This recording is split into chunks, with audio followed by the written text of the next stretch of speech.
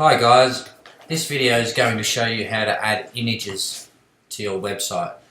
If you watched the first tutorial, you would have picked up some clues about creating a HTML5 website, a simple one in Dreamweaver, using the insert panel. I'm going to add some images to our homepage now, and I'm going to show you a couple of different ways of doing that.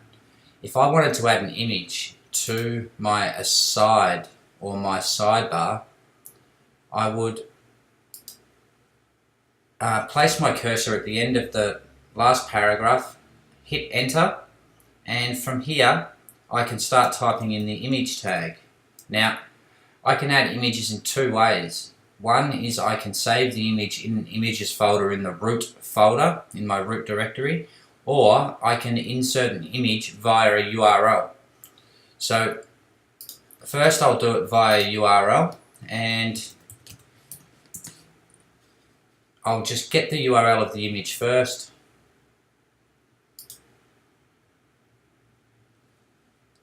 And I might just get this one here.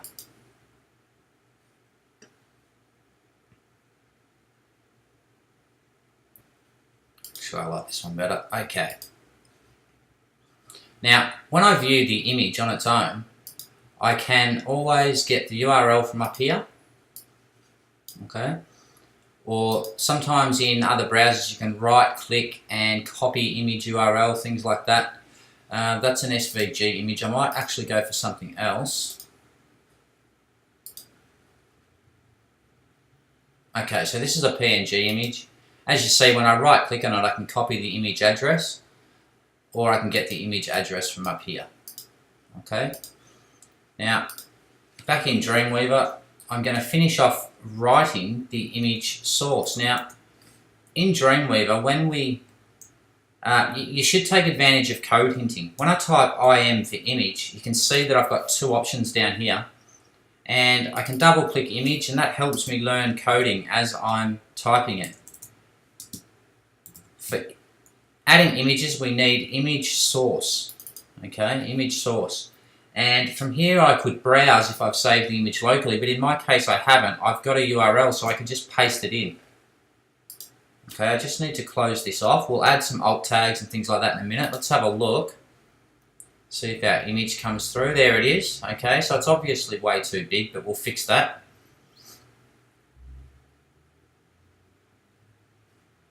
Okay, now, even though we quite often style elements in CSS, it's okay to style an image in the HTML and tell the browser straight away that there's a certain width that we want for this image. So we'll try a couple of different options. We might try 250 first and just see if that looks alright. Now sometimes that's going to be alright, sometimes it isn't.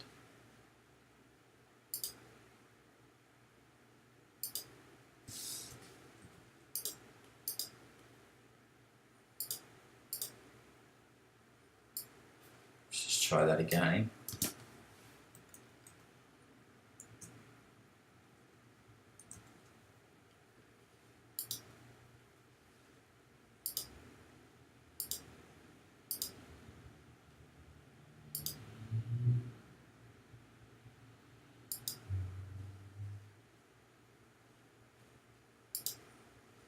Okay, it's finally changed. I thought 250 might be a good size.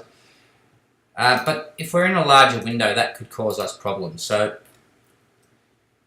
we could always try a width of 100% in here, see if it will live within that parent container.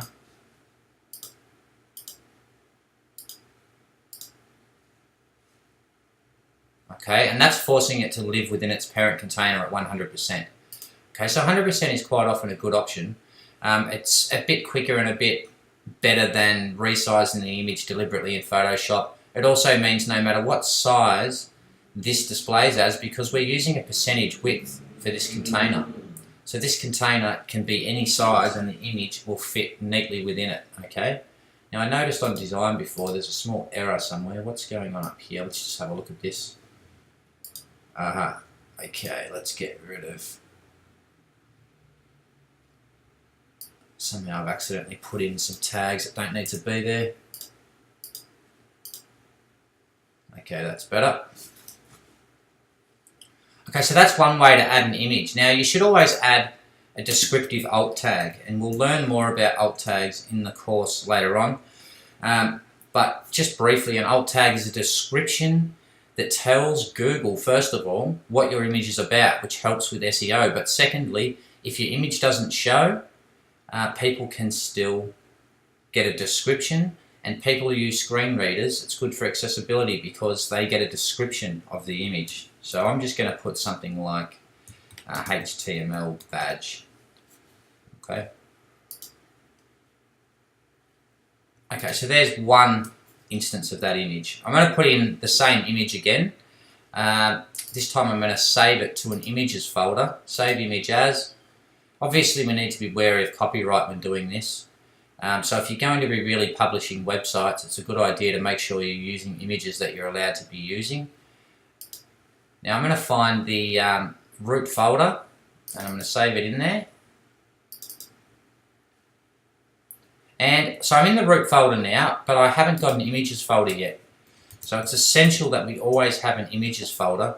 I could have created that images folder in here if I wanted to.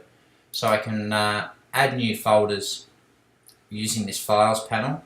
I've just opted to do it the other way, that's okay. You can see images showing up there now.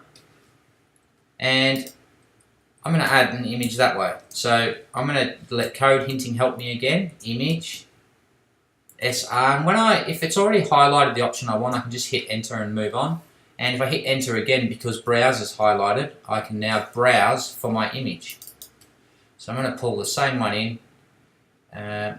Why is it not showing? Did I accidentally not save that in there? Yeah, I didn't. Okay. Save as HTML5, save. Okay, there it is. It's popped in, so I'll just do that again just to make sure that I didn't confuse you with my forgetting to save it. So I'm going to go image, source, browse, and there's my image. I'll pop it in, okay, just like before. Alt, I'd give it an alt description. I would determine the width again to be 100%.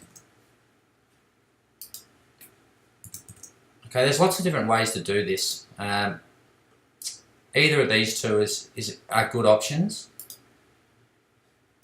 Now I just want to save this and see what it looks like in the browser for a moment, because I just want to see they're sitting neatly when I actually check this out in the browser. I might look at it in Firefox because I was using Firefox before. Okay, so there's our images. That's worked pretty well. Okay, so that's adding images. There is one other way. You have used the insert panel a couple of times. I'll just quickly show you how to insert an image from here. Click on image and just sort of choose your picture, follow the steps, what it asks you to do, and you should be fine.